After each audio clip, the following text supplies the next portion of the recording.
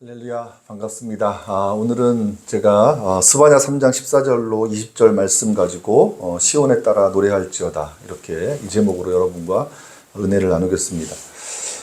가을이 되면 대체로 좀 맑은 날씨가 계속 이어지는데 올가을은 유난히 좀 비가 많이 왔던 것 같습니다.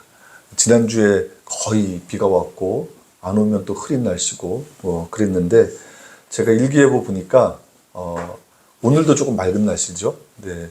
수요일부터 아주 본격적으로 맑은 날씨가 이어지고 우리 다음 주일에는 정말 화창한 날씨가 이제 이라는 걸 제가 확인했는데 그 가을에 이렇게 맑은 날씨가 없고 이렇게 흐린 날씨가 계속 있다 보니까 좀 마음이 괜히 우울해지기도 하고 막 그랬던 것 같아요.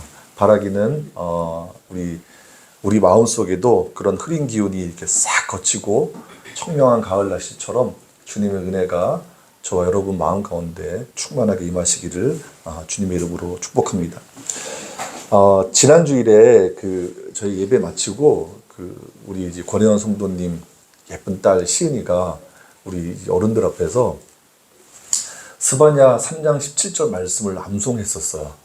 암송했었는데 우리가 이제 어른들이 그 순간을 되게 흐뭇하게 지켜봤었는데 저한테는 사실은 이제 그 순간이 굉장한 사건이었습니다. 이상하게 그날 스바냐 3장 17절의 말씀이 계속 이렇게 마음에 남았습니다. 그리고 저녁 때쯤 이제 그 말씀이 계속 이렇게 생각나다가 이제 저 나름대로 좀 묵상을 한 거죠. 이 말씀을 묵상하는데 어쩌면 이 스바냐 3장의 말씀이 오늘 우리 교회를 향한 주님의 말씀이 아닐까, 저를 향한 주님의 말씀이 아닐까, 그런 생각까지 들었습니다. 그래서 지난 주일에 제 마음에 강력하게 남았던 말씀을 여러분들과 오늘 나누려고 오늘 말씀을 준비했습니다. 바라기는 이 말씀이 오늘 여러분들 귀에 들려지기를 주님의 은혜로 축복합니다. 사람들은 언제 노래를 부릅니까? 어떨 때 노래를 부릅니까? 어떨 때 노래를 부르는지 여러분 한번 생각해 보십시오. 보통은 좀 기분이 좋거나 즐거운 마음일 때 노래를 부르는 것 같습니다. 때로는 슬픈 감정일 때도 혹은 불안하거나 두려운 마음이 들 때도 노래를 부릅니다. 그래서 대개는 이 노래라는 건 우리의 감정에서 흘러나옵니다. 물론 이제 이미 만들어진 노래가 우리의 감정을 자극하기도 하지만 우리의 감정이 흘러넘쳐서 노래가 터져 나오기도 하는 거죠. 오늘 우리가 읽은 스바냐의 말씀은 우리의 감정에서 터져 나오는 노래를 부르라는 요청입니다. 특별히 기뻐하면서 즐거워하면서 흥에 겨운 노래를 부르라고 스바냐 선지자가 말씀하고 있죠. 스바냐 3장 14절은 이렇게 말씀합니다. 시온에 따라 노래할지어다. 이스라엘아 기쁘게 부를지어다. 예루살렘 따라 전심으로 기뻐하며 즐거워할지어다. 여기서 시온은 이제 원래는 예루살렘에 있던 어떤 특정 지역의 명칭이었는데 이게 나중에는 예루살렘 전체를 이제 의미하는 그런 단어로 쓰였죠. 또 이제 고대 사회에서는 도시를 의인화해서 딸이라고 호칭하는 경우가 많았습니다. 특별히 고대에 이제 유럽 입장에서는 근동 사회고 우리 입장에서는 서아시아 사회인데 그 사회에서는 이렇게 의인화해서 고대 도시를 의인화해서 딸로 표현하는 경우가 많아서 시온의 딸, 예루살렘 딸이라고 하는 것은 언약 백성으로서의 이스라엘을 의미하는 것이죠. 그 이스라엘을 부르는 호칭입니다. 이것을 오늘날 우리에게 적용하면 하나님의 우리가 예수 그리스도를 우리 주님으로 고백하는 믿음의 사람들, 우리 그리스도인들을 부르는 호칭이라고 할 수 있겠죠. 하나님의 백성을 부르는 겁니다. 스바냐 선지자는 지금 그들을 향해서 노래를 부르라고 요청하고 있습니다. 그렇다면 스바냐 시대에 하나님의 백성들이 노래를 불러야 할 이유가 무엇입니까? 앞서 말씀드린 것처럼 노래는 감정에서 흘러나오는 거라고 말씀드렸잖아요. 특별히 14절 말씀을 보니까 기뻐하고 즐거워하면서 노래를 부르라고 하는데 스바냐 시대 하나님의 백성들에게 기쁨과 즐거움이 있어야 기뻐하면서 즐거워하면서 흥에 겨운 노래를 부를 수 있지 않겠습니까? 그러나 사실 스바냐 시대는 기쁨과 즐거움을 말할 수 있는 시대가 아니었습니다. 스바냐라고 하는 선지자는 우리 이제 스바냐 1장에 보면 히스기야의 현손이라고 하죠. 그러니까 왕족이에요, 왕족. 왕족인데 이렇게 말하자면 적통을 잊지 못해가지고 왕은 되지 못했지만 하나님께서 그를 선지자로 부르셨죠. 활동하던 시대는 주전 630년, 기원전 630년 전후로 활동했다고 알려져 있는데, 그렇다면 요시야 시대하고 이렇게 딱 맞고, 요시야가 종교개혁을 일으키기 한 10여 년 전에 활동했던 그런 선지자라고 할 수 있습니다. 그래서 요시야의 종교개혁의 배경은 그 당시 유다서회가 이제 영적으로 워낙 혼탁한 시대였다는 것을 요시야가 절감하고 이제 종교개혁을 일으키지 않습니까? 그래서 스바냐의 활동 시기도 예루살렘의 전반적인 타락 상황이었다라는 것을 우리가 알 수 있습니다.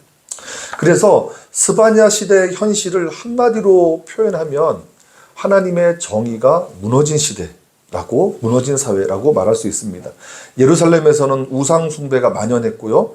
그런 상황에서도 제사장들은 자기 권력만 행사하기에 바빴지 백성들을 돌보지 않았습니다. 하나님의 말씀, 하나님을 예배하는 것에 대한 관심이 없었습니다. 백성들도 종교적인 형식만 지켰을 뿐이고 마음으로는 하나님을 떠나 있었다고 말할 수 있습니다.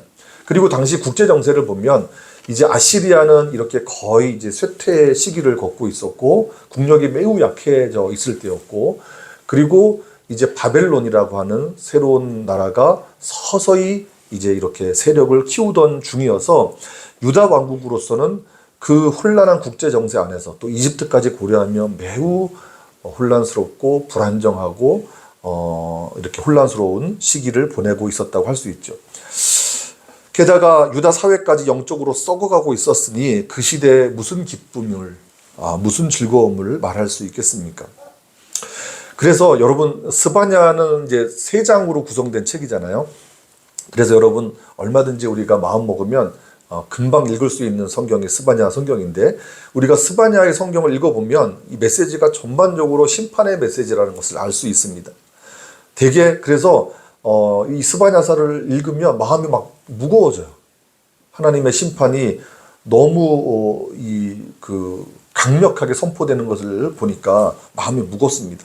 근데 스바냐 1장 7절에 보면 여호와의 날이 가까웠다라는 말씀이 있거든요. 여러분, 예언서에서 여호와의 날이라고 선포되는 장면들이 많은데, 그 여호와의 날은 여호와께서 임하시는 기쁘고 즐거운 날이 아니라 여호와께서 당신의 백성들을, 그리고 당신의 민족들을, 그리고 이방 민족들을 심판하시는 심판의 날을 의미합니다.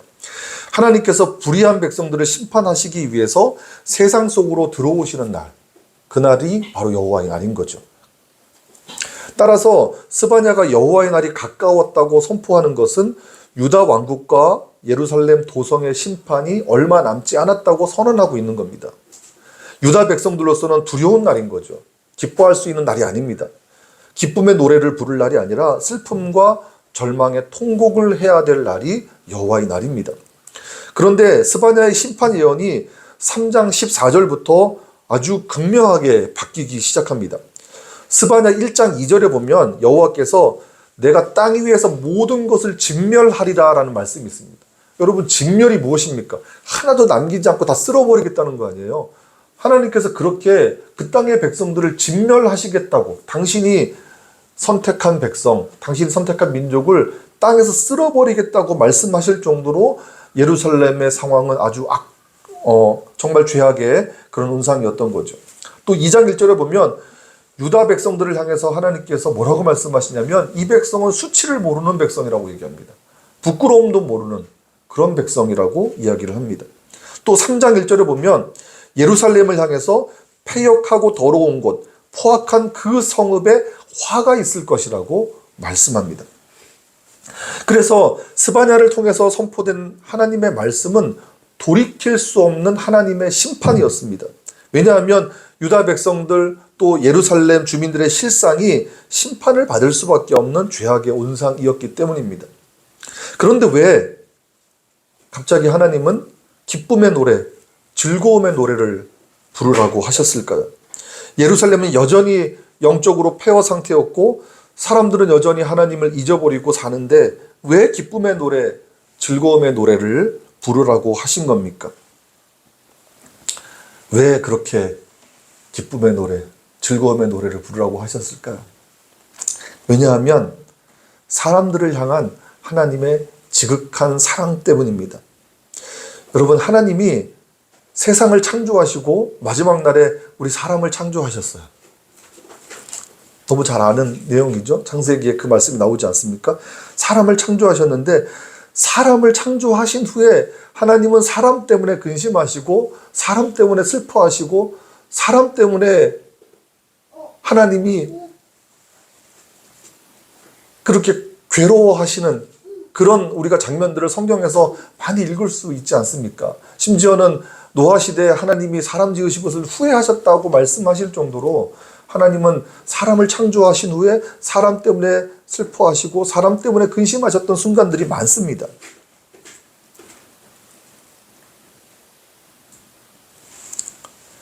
그럼에도 불구하고 놀라운 것은 하나님이 사람 때문에 근심하시고 사람 때문에 슬퍼하셨는데 그럼에도 불구하고 하나님은 그 사람에게서 희망을 찾으시고 새로운 세상을 만들어 가시는 분이 하나님입니다. 물론 하나님은 불의한 백성들을 향해서 진노하시죠. 지금 우리의 죄악과 우리의 허물을 바라보시는 하나님의 마음도 똑같으실 겁니다. 우리의 죄악, 우리의 허물, 우리의 불순종, 우리의 불신앙을 보시는 하나님의 마음은 아프시고 근심하시고 때로는 그것 때문에 진노하실 수도 있을 겁니다. 부모가 자식의 그릇된 행동을 보고 어떻게 마음이 편할 수 있겠습니까? 여러분 생각해 보십시오. 내가 너무너무 사랑하는 자녀일지라도 그 자녀가 그릇된 행동을 하고 사람들에게 해를 끼치는 행동을 했을 때 어느 부모가 그걸로 인해서 기뻐할 수 있겠습니까? 화가 나죠.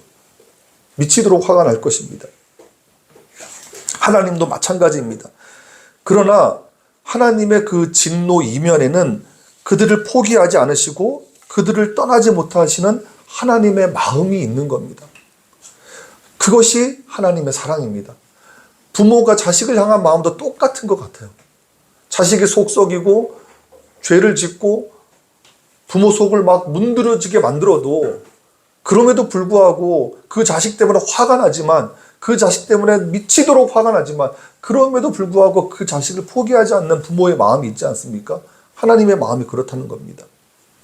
그래서 15절 말씀처럼 형벌을 제거하고 원수를 쫓아내고 그들 가운데 계시겠다고 말씀하는 거예요. 여러분, 우리가 스바냐 3장 14절로 20절의 말씀을 읽었지만 아마 여러분에게 가장 익숙한 말씀은 3장 17절의 말씀일 겁니다. 여러분, 이 스바냐 3장 17절의 말씀이 얼마나 놀라운 말씀인지 아십니까? 아마 하나님의 사랑을 이것보다 더 리얼하게, 더 극적으로 표현한 말씀이 저는 없다고 생각합니다. 우리 3장 17절 말씀을 같이 한 목소리로 다시 한번 읽어보겠습니다. 시작. 너희 하나님 여호와가 너의 가운데에 계시니 그는 구원을 베푸실 전능자이시라. 그가 너로 말미암아 기쁨을 이기지 못하시며 너를 잠잠히 사랑하시며 너로 말미암아 즐거이 부르며 기뻐하시리라. 여러분, 스바냐 시대에 유다 백성들이 사랑받을 만한 자격이 있었을까요? 아니에요. 그들에게 하나님의 사랑을 받을 만한 어떤 공로나 업적이 있었을까요? 아닙니다. 여전히 죄악 가운데 있는 유다 백성들이었지만 그럼에도 불구하고 사랑하시는 아버지의 사랑을 이렇게 표현하시는 거예요. 일본의 마스미 토요토미라고 하는 작가가 있어요.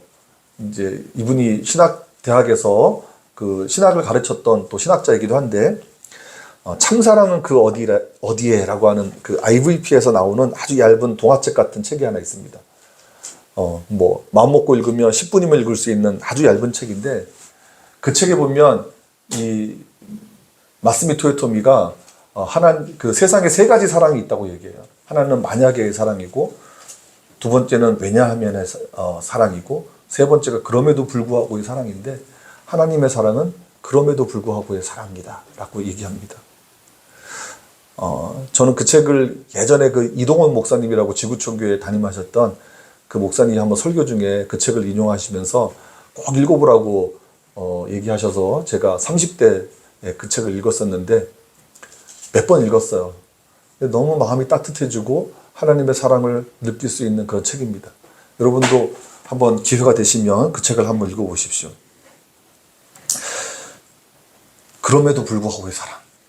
여러분 정말 그렇습니다. 여러분 17절에 보시면 잠잠히 사랑하신다라는 표현이 있습니다. 이 표현이 그럼에도 불구하고의 사랑을 잘 보여주는 표현입니다. 사실 여러분 히브리어 성경을 보면 잠잠히 사랑하신다라고 하는 이 우리말 번역이 그 히브리어 성경 원문과 비교하면 아주 잘된 원문에 가까운 번역입니다. 그래서 이 잠잠히 사랑하신다라고 하는 것은 하나님의 사랑이 마치 이렇게 아기를 안고 있는 그 어머니의 모습을 연상시키죠. 그래서 어머니의 모습처럼 그 품에 이렇게 안긴 그 아기를 보면서 따뜻한 미소를 짓고 있는 그런 하나님의 사랑을 우리가 느낄 수 있습니다. 여러분도 이 부분을 읽으면서 그런 마음으로 느끼셨을 것 같아요. 근데 여러분 그 히브리어 성경을 헬라어로 번역한 최초의 성경이 70인역이라고 하는 성경인데, 이게 기원전 3세기경에 이제 번역이 된 성경이에요. 근데 여기서는 잠잠히 사랑하신다, 이 잠잠하다라고 하는 단어가 없고 새롭게 하시다라는 단어로 있어요. 그러니까 하나님이 당신의 사랑으로 우리를 새롭게 하신다, 이렇게 되어 있어요.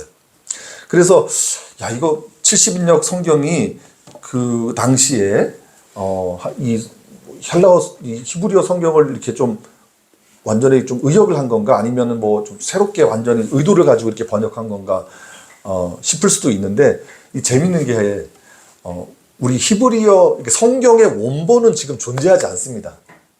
근데 히브리어로 된 성경의 원본은 존재하지 않고 마찬가지로 헬라어 70인역 성경 원본도 존재하지 않는데, 옛날에는 성경이 이렇게 인쇄가 안 되니까 직접 필사를 했잖아요. 계속 옮겨 적었단 말입니다. 근데 히브리어 성경의 그 전체가 있는 가장 오래된 사본은 11세기 레닌그라드 사본이라고 박물관에 보관되어 있는 게 있어요. 물론 이제 단편으로 더 오래된 뭐 사해 사본이나 알렙 사본이나 뭐 쿰난 사본이나 이런 사본들이 있기는 하지만, 성경 전체가 이렇게 완성된 형태로 있는 가장 오래된 사본은 11세기 사본이거든요. 그래서 우리가 히브리어 성경 원문을 본다고 하는 것은 그 11세기 사본을 근거로 해서 보는 거예요. 근데 헬라어 성경이 그 70인역 성경이 기원전 3세기에 번역이 됐는데 가장 오래된 사본이 AD 4세기 사본입니다. 그러니까 어때요? 헬라어 성경이 번역된 성경이긴 하지만 더 오래됐잖아요. 그러니까 오래된 거에 대한 권위를 좀 두는 게 있어서 이 성경의 번역의 흐름이 이 헬라어 성경의 원문의 번역을 따르는 전통이 있고 70인역 성경의 전통을 따르는 전통이 이렇게 있어요. 그래서 우리말 성경 중에 세번역 성경이라고 있는데, 세번역 성경은 70인역 전통을 따라서 잠잠히 사랑하신다를 어떻게 번역했냐면 너를 사랑으로 새롭게 해주시고, 이렇게 번역했어요. 영어 성경 중에 RSV 성경이라고 있는데 그 성경도 70인역 전통을 따라 번역합니다. 그런데 이 참 재밌고 어떻게 보면 정말 놀라운 것이 우리가 역사적으로 보면 70인역 성경이 번역될 때 성령의 놀라우신 역사하심이 있었다라는 증언들이 있거든요. 근데 하나님께서 성령을 통해서 역사하신 것 같아요. 왜냐하면 이 히브리어 번역과 헬라어 번역, 이제 어떤 것이 진짜 원문인지는 알 수 없지만 어쨌든 이 두 번역이 좀 상반된 번역처럼 보이지만 사실은 우리가 하나님의 사랑을 이해할 수 있는데 상호 보완적으로 설명해주는, 그런 이해할 수 있도록 도움을 주는 번역이라고 생각합니다. 그러니까 하나님의 사랑은 우리를 우리의 모습 있는 그대로 그 자체로 기뻐하시는 그런 하나님의 사랑이기도 하고 동시에 우리를 새롭게 만들어 가시는 능동적인 사랑이기도 하다라는 거예요. 그것이 하나님의 사랑입니다. 그런데 중요한 것은 하나님의 사랑을 받는 우리에게 어떤 자격이 있는 것도 아니고 어떤 공로나 업적이 있는 것도 아니라는 사실입니다. 오히려 에베소서 2장 3절의 말씀처럼 우리는 본질상 진노의 자녀이었지만 하나님은 그럼에도 불구하고 우리를 사랑하신다는 거예요. 이스라엘을 향한 하나님의 마음도 우리를 향한 하나님의 마음도 똑같습니다.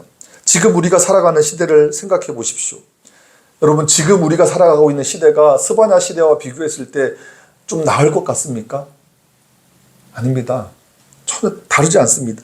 하나님의 정의와 공의가 무너진 현실을 우리가 보고 있지 않습니까? 우상숭배는 어떻습니까? 이단 사이비가 횡행하고 그리고 그 당시에는 없던 지금 새롭게 생긴 돈이 신이 된 세상을 우리가 살고 있지 않습니까? 어쩌면 스바냐 시대보다 더 지독한 우상 숭배의 사회가 오늘 우리의 사회일 수도 있다라는 생각을 합니다. 그렇다고 오늘날 그리스도인들의 신앙이 스바냐 시대의 사람들보다 나을 것 같습니까? 부끄럽지만 순수하고 정결한 신앙을 찾아보기 어려운 시대입니다. 예수님께서 내가 말세 믿음을 보겠느냐 하셨는데 정말 그렇습니다. 오히려 신앙이라고 하는 것이 소비의 형태로 신앙을 소비하는 그런 시대가 오늘 우리의 현실이 아닐까 생각됩니다. 그래서 스바냐 시대처럼 하나님께서 진노하실 수밖에 없는 시대이고 우리의 모습 또한 하나님께서 근심하시고 슬퍼하시고 때로는 진노하실 수밖에 없는 그런 모습일 때가 많습니다. 세상은 아주 화려하게 변해가지만 사람들의 마음은 점점 더 메말라가는, 그래서 두렵고 그래서 불안하고 그래서 우울하고 외로운 사회가 되었는지도 모르겠습니다. 그러나 이때 하나님께서 스바냐 시대 선지자에게 말씀하신 것처럼, 스바냐 시대 사람들에게 말씀하신 것처럼 우리에게 노래하라고 말씀하십니다. 그럼에도 불구하고 사랑하시는 당신의 사랑 때문에 우리 가운데 계시고 우리를 새롭게 하시고 우리에게 희망을 주시기 때문입니다. 여러분, 사는 게 참 힘이 들 때가 있죠. 여러분에게 제가 질문을 드리지만 제 자신의 삶을 봐도 그렇습니다. 힘들 때가 있어요. 지치고 때로는 외롭고 때로는 두렵고 때로는 막막하고 때로는 답답하고 크고 작은 시련이 끊이지 않는 게 오늘 우리의 현실인 것 같습니다. 게다가 우리는 왜 그렇게 연약한지 모르겠습니다. 정말 연약해요. 너무 연약해요. 우리의 모습이. 쉽게 낙심하고 자주 실망하고 때로는 넘어지고 실수하고 실족할 때도 있습니다. 그러나 여러분, 성경의 말씀을 좀 들어보십시오. 우리의 환경이 아무리 열악해도 우리의 모습이 아무리 실망스러워도 우리 가운데 하나님이 계십니다. 그리고 그 하나님이 우리를 사랑하시고 우리로 말미암아 즐거이 노래를 부르십니다. 스바냐 선지자가 유다 백성들에게 전하는 메시지의 핵심은 바로 이런 하나님의 사랑입니다. 스바냐 1장 12절에 보면은 당시 유다 백성들이 이렇게 얘기합니다. 하나님은 우리에게 복도 내리지 않고 화도 내리지 않는다. 하나님은 그런 유다 백성들의 마음에 분노하시고 진노하시면서 그들을 찾아서 벌하시겠다 말씀하시지만 그 당시 백성들이 하나님 우리에게 복도 내리지 않아. 하나님 우리에게 화도 내리지 않아. 이게 무슨 말입니까? 하나님 우리에게 무관심해. 하나님은 있는 것 같은데 우리에게 무관심한 분이야. 우리의 삶에 하나님은 개입하지 않는 분이야. 이런 생각을 가지고 있었다는 겁니다.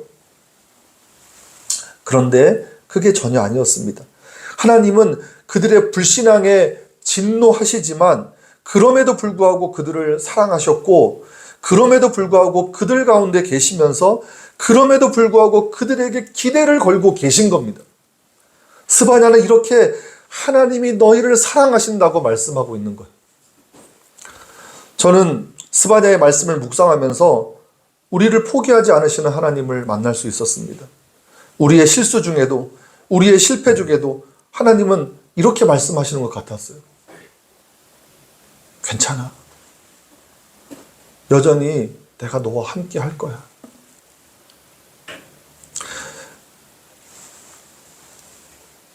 실망스러운 우리의 모습이지만 그럼에도 불구하고 하나님은 우리를 기뻐하시고 우리를 잠잠히 사랑하시고 우리로 인해서 노래하시는 하나님을 깊이 체험할 수 있었습니다. 그 하나님이 이제 우리의 노래를 듣고 싶어 하십니다.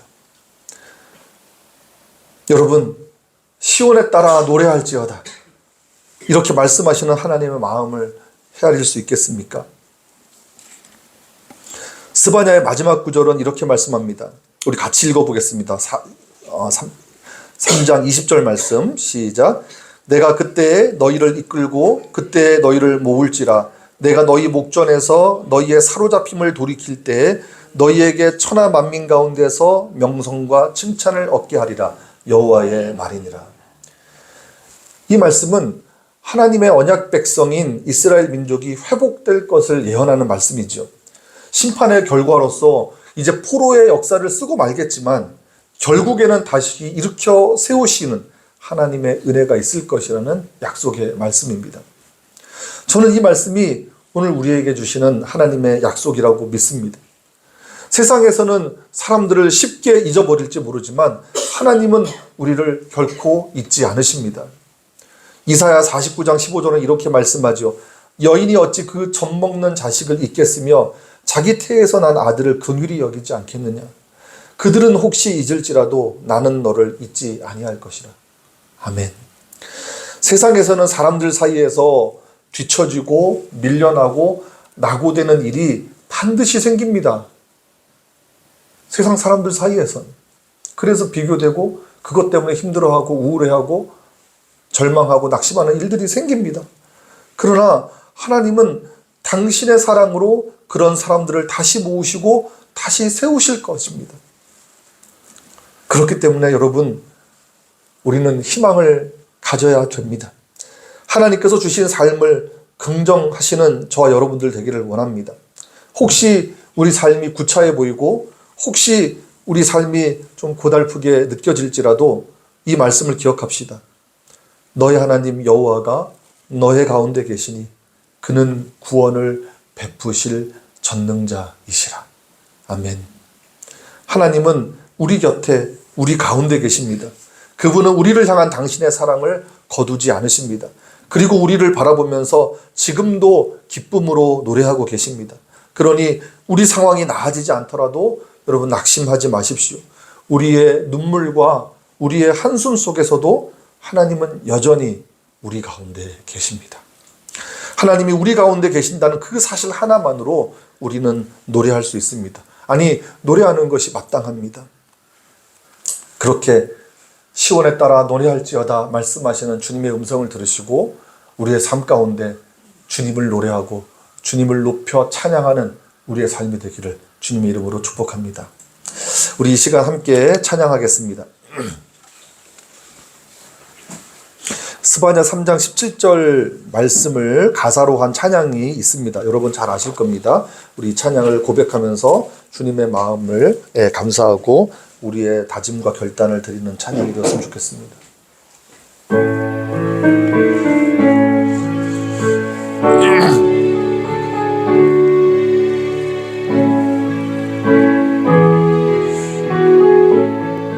너의 하나님, 너의 하나님 여호와가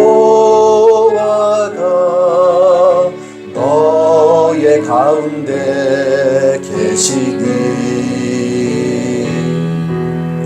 그는 구원을 베푸실 전능자시라.